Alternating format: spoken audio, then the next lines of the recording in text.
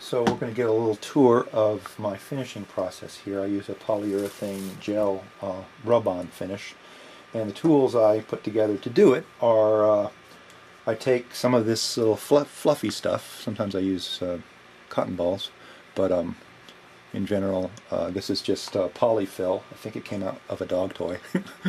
And I cut a square of t-shirt and I wrap it around and then I use a twist tie or a rubber band to keep it in a little ball like that, and that becomes my applicator. I dip that into the can and I put it on the instrument. You'll see that in a little bit.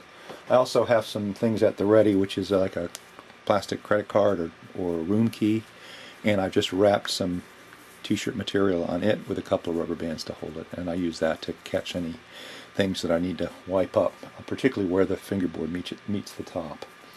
I also have a razor blade handy in case I need to scrape. That happens rarely, but sometimes finish goes on and I see that I've missed a piece of glue and I need to get that out. So that's that. I usually sit down when I do this.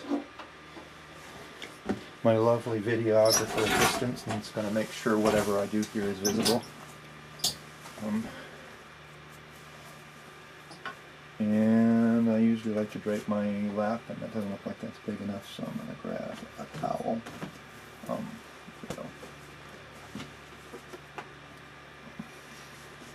Can you see that? Mm-hmm. So, I usually have a couple of pretty loud exhaust fans on. That's right, and I usually wear some gloves.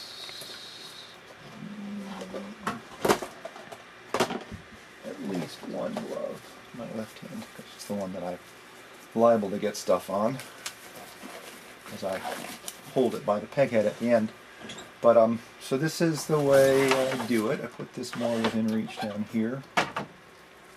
I go in here and get a little on the end like that. Sometimes I wipe a little bit off the edge, and then I sort of dab it like this to get it off of the pad because it's pretty heavy to start with, and then I just start rubbing it around.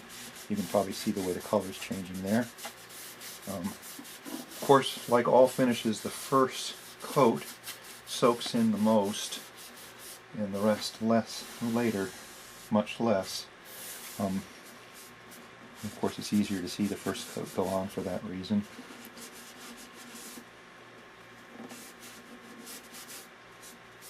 A little bit of the tail. I actually do the top of the fingerboard with an oil and wax, but the sides are the same as this.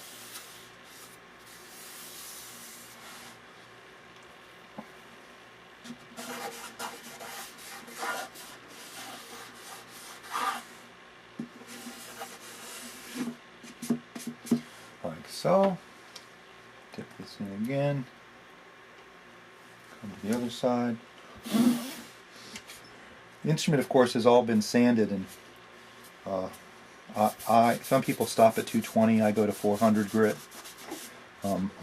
Also round all the edges almost anally with great attention to detail. The curse of finickiness. And then I hit it with 400 grit at the very end, and then any dust that gets driven into the pores I blow out with my compressor before I do this step. But we didn't get any of that on camera.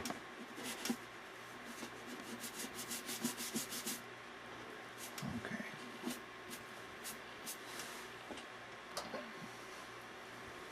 So that's that credit card with the yeah. And this time I'm actually not just wiping. Usually I get a buildup of it right down here that I'm trying to spread around. In this case I think because I maybe used a slightly firmer pad, I'm having a little trouble squeezing it down into that right angle, so I'm actually applying a little bit, not just wiping it off with that. Okay, this is the point where I start putting on the sides.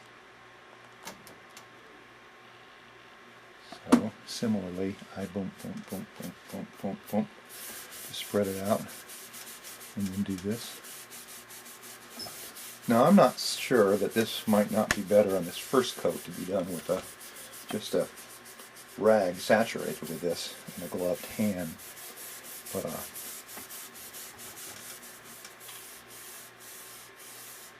I'm sure that that's part. Yeah, there's a couple of knots there right at the edge that look. The other thing I do to make sure I don't have any glue left behind is I take either alcohol or lacquer thinner on a rag, and I go around all the glue joints. And there's these couple of little light spots, but you'll see as we go over the back, there's actually 2 knot holes in the wood there that actually have some light colored wood, so that sort of a false alarm of perhaps there's glue there, but there isn't. So there's that. Now at this point, because that side now has, the other side has it on, I kind of have to do it more vertically.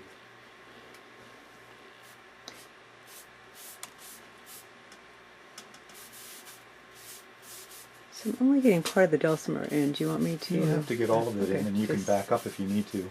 Okay. Not a big deal. Well, you really start seeing how beautiful the grain is. Yeah, it really pops, doesn't it? Definitely one of the It funner does. things you get to do. You see that wood wake up, because it looks so chalky and sort of boring until the finish hits it, and then yikes. Now, as it'll become a little more obvious as we go along. So the reason I've done it in this order is because now I can actually put it flat on my lap, because there's nothing on the fingerboard other than that wax. So I can put that right down in my lap or my jeans or whatever without too much concern. And I'm going to do the same thing here. Kind of unload the pad and then start spreading it around. The general rule of thumb in this stuff is to leave a wet edge to keep coming forward. I try to get light at an angle so I can see whether I've left anything that would end up drying as kind of a ridge or a texture. It would be brush strokes if we were using a brush, but we aren't, so it's some sort of pad telltales, I guess.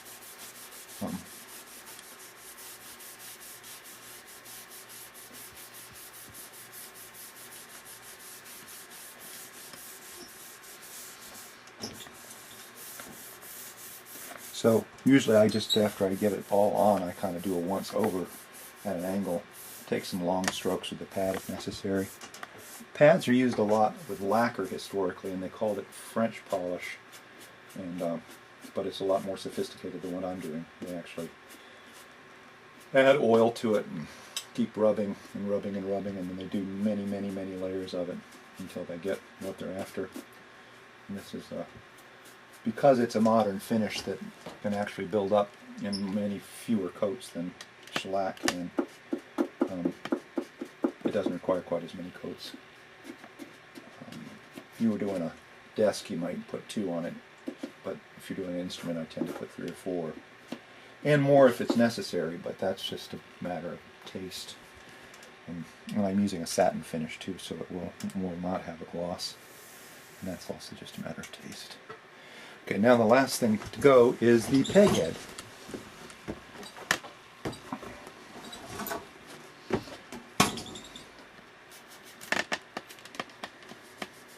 You see it? Not again.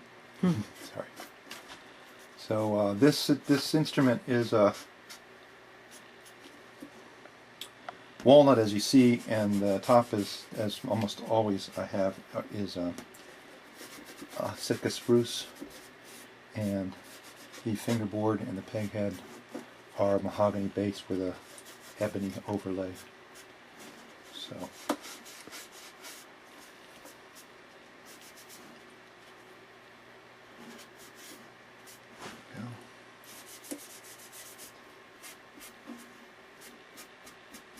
This is where I might have to actually get some finish to go into a little groove, not just take it out. There we go.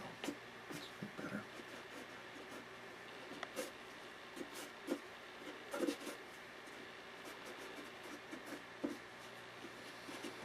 So you can use used up gift cards for that too. Yeah, gift cards. Whoops, I got a little dust up there. Picked up some from the sea. There. I rub out every coat in between with sandpaper, fine sandpaper, so it's not quite as critical on this first coat in particular if there's little stuff on it. But there you have it. That's it. And I'm going to then put these in a seal in this so that I can actually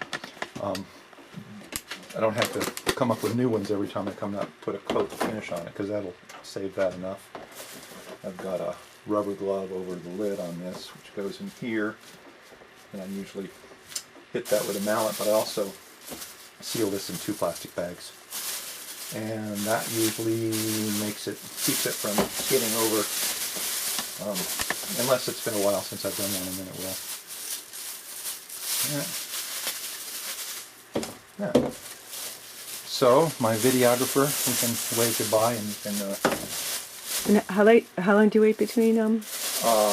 You know, generally I have to do it overnight. Some of these finishes say you could reply in 4 to 6 hours. But if it's not fully dried and dried hard, then when you go to try to sand it, it's not crispy, so you don't get to sand off any high spots. It actually feels gummy, and then you know that's not right. It's not going to work. So usually, for safety's sake, unless I'm in a time crunch, I'll do it overnight. And you said you use fine sandpaper. What grit? 600 grit on the finish is what I rub it out with. Okay. Thanks.